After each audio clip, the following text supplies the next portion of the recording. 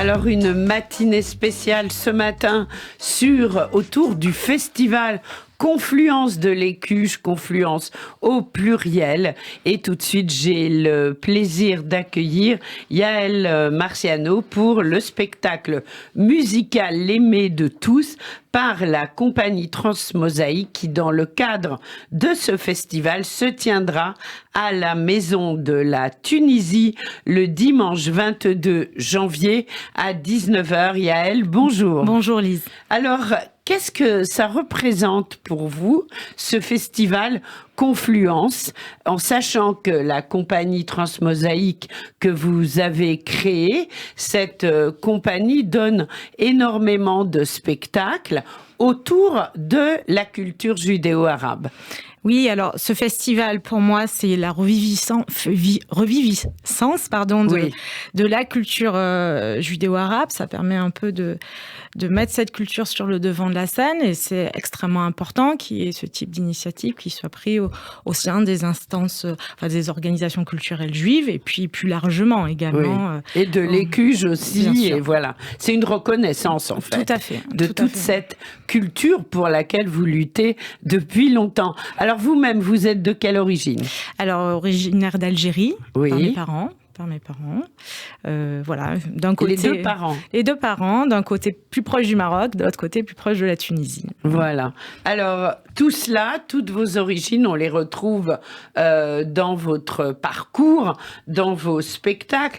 Transmosaïque aujourd'hui, qu'est-ce que c'est? Alors, Transmosaïque mène des actions culturelles autour des expressions artistiques d'Europe et d'Orient. On travaille sur la transmission, on travaille sur des problématiques d'exil également, en essayant de créer un spectacle musical, un nouveau spectacle, en tout cas une fois par an, est ouvert à tous. Et cette année, alors c'est une année riche, et on travaille en tout cas autour de la femme, puisque nous avons 3 créations autour de la ou des femmes, que ce soit des femmes artistes, des femmes au pouvoir ou encore des femmes que je dirais du peuple. Voilà. Alors, on va en parler de ces femmes, mais pour l'heure, on va commencer avec le spectacle de l'Écuche, puisque c'est l'actualité brûlante le dimanche 22 janvier. Qui était l'aimé de tous? Alors, l'aimé de tous, Habibat el-Kol, c'était Habiba Msika, Marguerite Messika, une jeune juive tunisienne qui a eu pour tante Leila Svez, qui l'avait introduite dans les cercles intellectuels de la capitale. Elle a fait ses débuts artistiques dans les cafés chantants de Tunis, et petit à petit, elle s'est formée en tant que chanteuse, comédienne, danseuse. Elle est devenue une artiste internationale. Elle a tourné aussi bien en Algérie, au Maroc, qu'en Égypte, qu'en Allemagne. Elle est également une figure, donc à la fois de l'émancipation de la femme, à la fois de l'indépendantisme tunisien, et c'est vraiment une icône, de par tous ces aspects-là. Elle a vraiment marqué en tout cas la Tunisie des années 20. Et comment vous l'avez-vous rencontrée? Alors moi, pourquoi ce choix? Donc moi, c'était tout simplement par le biais d'écoute d'archives musicales, et c'est vrai que sa trajectoire m'a énormément touchée. Une femme de caractère, extrêmement déterminée dès son plus jeune âge, et également sa fin tragique, évidemment, qui est également très très touchante. Voilà, bien sûr. Je ne peux en dire plus pour garder le suspense. Alors, quel est votre rôle dans ce spectacle? Donc, je joue le rôle de Habiba Msika, et puis de manière plus macro, donc j'ai créé ce spectacle. Alors, il y a des musiciens? Tout à fait. Donc, c'est un spectacle pour un autre comédien et 3 musiciens. Alors, qui sont-ils? Qui est l'autre comédien? Le comédien, donc, c'est Philippe Hazard. Oui. Et pour les musiciens, donc, nous avons Sidi au violon, et qui jouera également du oud pour cette représentation-là, Lisbeth Perron à l'accordéon, oui, et Nicolas Derolin aux percussions. Magnifique. Alors, qu'est-ce que vous espérez de ce spectacle?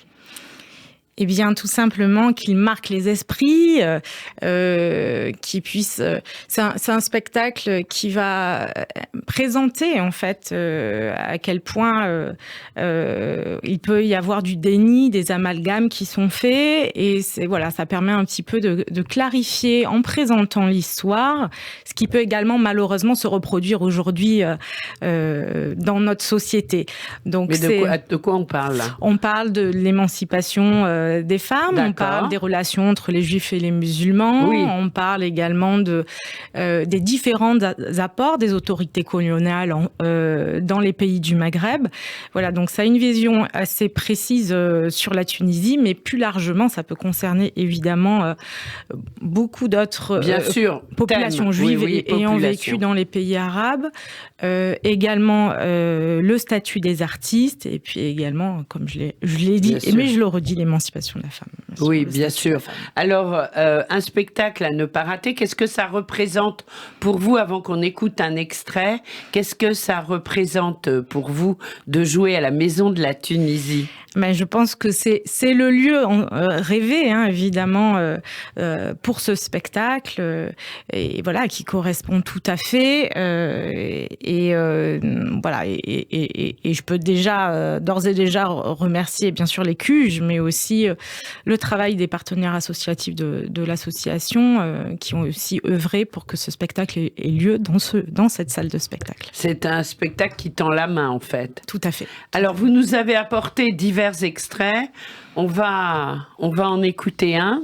Très bien. Alors, peut-être Abdallah, il y a Abdallah qui présente en tout cas les traditions, en tout cas que pouvaient partager à la fois les juifs et les musulmans, donc tradition un petit peu mystique. Oui. Et qui parle de Sidi Merlez, puisque Sidi Merlez avait construit... Qui était c'était un juste, c'était un puissant qui soulageait les pauvres, donc, et qui avait construit la Hara de Tunis, donc justement pour protéger les Juifs. Voilà. On écoute alors, avec plaisir.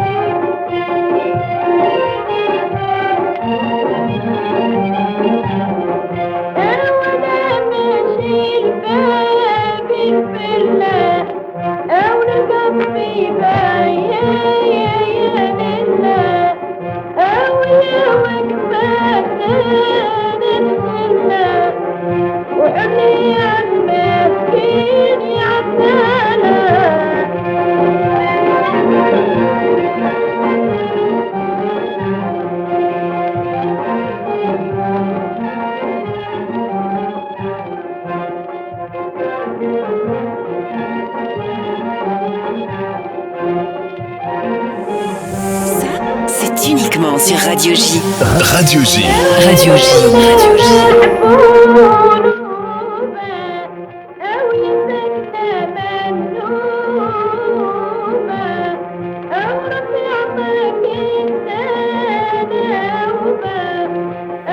C'est très beau, c'est très émouvant, et c'est un extrait du spectacle de Transmosaïque avec bien sûr sa fondatrice Yael Marciano qui est en studio avec nous, l'aimée de tous, dans le cadre du spectacle Confluence, du festival Confluence de l'Écuge, et ça sera, si vous venez de nous rejoindre, le dimanche 22 janvier à 19h à la Maison de la Poésie, et on s'inscrit sur écuge.fr.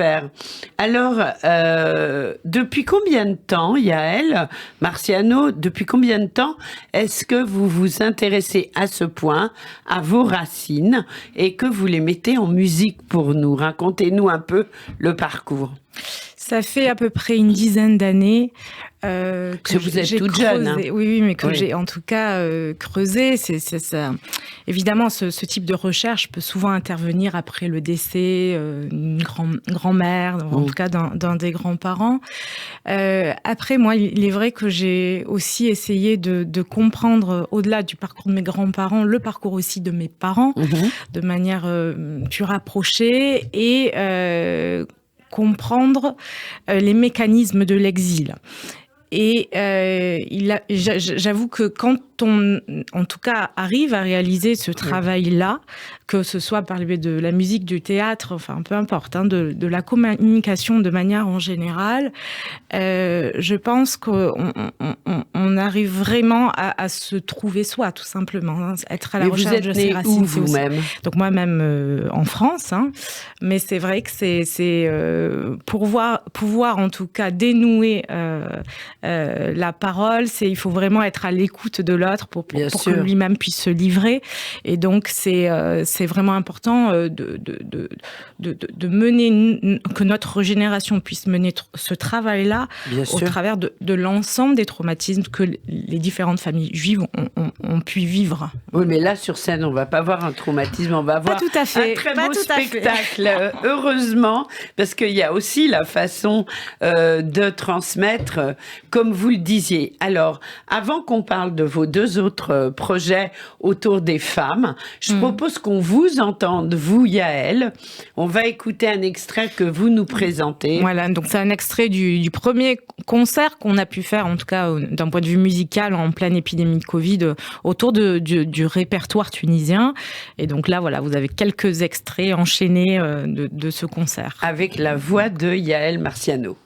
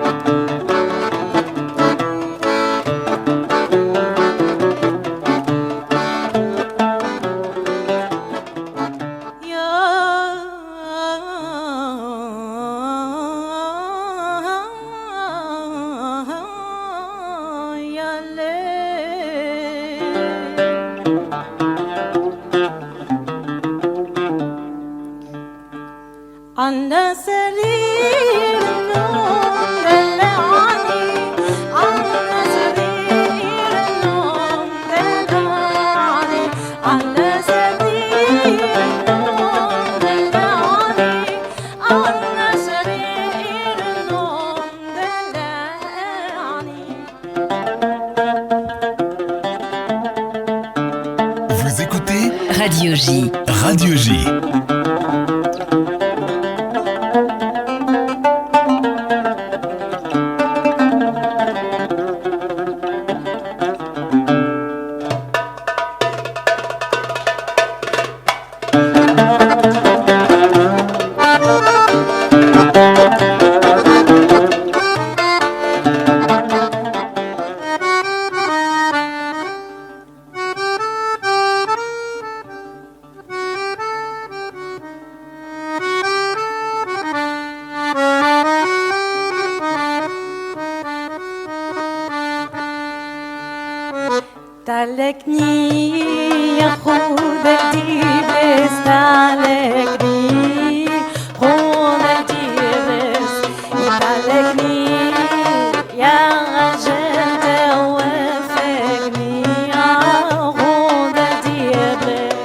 Voilà, Yaël Marciano, qui est en studio avec nous, c'est un extrait de votre spectacle dans le cadre du festival Confluence. Ça s'appelle L'Aimé de tous, un très très joli spectacle à découvrir à la Maison de la Tunisie le 22 janvier à 19h.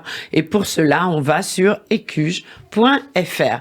Alors, vous souhaitiez évoquer deux spectacles à venir. On parlait de femmes tout à l'heure, Yaël.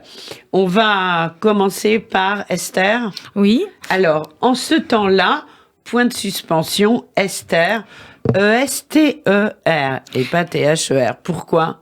Alors, STER, c'est en judéo-espagnol. Voilà, Oui, c'était voilà. simplement pour présenter, entre guillemets, tout le travail des langues qu'on mène au sein de la compagnie Transmosaïque. Bien sûr. Et puis, et particulièrement dans ce spectacle, puisque la langue judéo-espagnole va essayer d'être mise en avant, voilà, d'une manière ou d'une autre, je ne peux pas en dire plus, mais en tout cas, bien sûr, au travers des chants, mais pas que.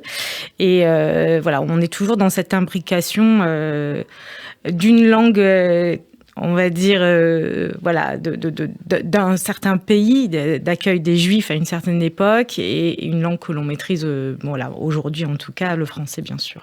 Alors, c'est un petit opéra séfarade créé à partir d'un drame biblique ou pas, enfin un drame. Si c'est l'histoire d'Esther, elle se finit plutôt bien et influencée par la culture française. Alors pourquoi? Comment? Alors, influencé par la culture française, puisqu'en fait, il s'agit d'une adaptation donc de l'œuvre Esther de Racine. Oui. Donc en judéo-espagnol, donc ça c'est une adaptation qui a eu lieu dans les années 30, oui. Et que donc moi-même je réadapte. Donc. Et puis ensuite pour... Alors exactement le 27 mars 32 au théâtre d'hiver du Mégalo Alexandro à Salonique, voilà. En Grèce, incroyable. Voilà, et donc là ça va être une reprise de ce spectacle qui avait eu lieu donc en 1932, 90 ans après sa création. Voilà, avec un regard en tout cas plus contemporain. Et ils l'ont transformé en drame ou ça finit bien? Alors, parce que l'histoire, on la connaît quand même. L'histoire, on la connaît. C'est l'histoire de Pourim. Bien sûr, ça finit bien, mais dans le contexte d'écriture de la pièce, donc dans les années 30 à Thessalonique, oui. il y avait déjà eu une première vague d'antisémitisme. On ressentait déjà fortement le poids du régime nazi. Et c'est vrai que dans l'adaptation donc de Shlomo Reuven et donc dans cette adaptation judéo-espagnole, on peut ressentir en tout cas les tensions politiques qui pouvaient y avoir à l'époque. Donc c'est vrai que la pièce apporte quelque chose de nouveau. Et c'est vrai que cette pièce Esther, c'est assez, comment dire, stupéfiant dans le sens où on est parti de l'hébreu, puis c'est passé au grec, puis au français, on Bien repart sûr. En Grèce, et puis voilà. C'est vraiment une œuvre qui continue de vivre. Voilà, et alors le judéo-espagnol, vous le comprenez, vous le parlez, vous l'avez appris? Alors le judéo-espagnol, je le comprends, je le chante, je le parle pas encore complètement. Et vous faites la différence avec l'espagnol? Oui, ah, ça c'est formidable. C'est important parce que nous, on a une émission sur Radio J, judéo-espagnol, El Mundo Muestro, avec Bella Lustig, et c'est vrai qu'elle est très attentive, étant locutrice de cette si jolie langue. Ah, voilà. Alors, on en reparlera, bien entendu. Ça va jouer dans les mois qui viennent. Oui, tout à fait, en mars, les 15 et 16 mars, à l'Espace Rachi. Voilà, bon, on aura l'occasion d'en reparler, bien entendu. Et puis, un autre spectacle, c'est Hanina, une immersion sans précédent dans les cérémonies de mariage séfarade. Oui, Lise, donc ça, c'est une autre création qui se jouera à partir du mois de juin, du 3 juin de cette année. Voilà, j'ai toujours eu envie, en tout cas, de partager le répertoire séfarade de l'ex-empire ottoman. Oui. Donc, en présentant des œuvres musicales, par exemple, provenant de la Turquie, de Rhodes, de la Bulgarie, et évidemment de Grèce également. Voilà, là, dans ce projet-là, on peut partir également d'archives des années 1900 ou présenter des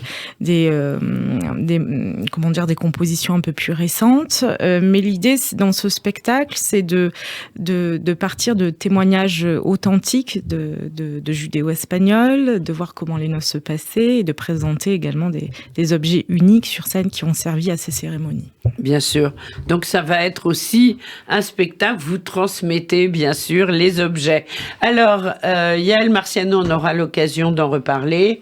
Donc, en premier lieu, l'aimer de tous dans Confluence, les Cuges et cuges.fr.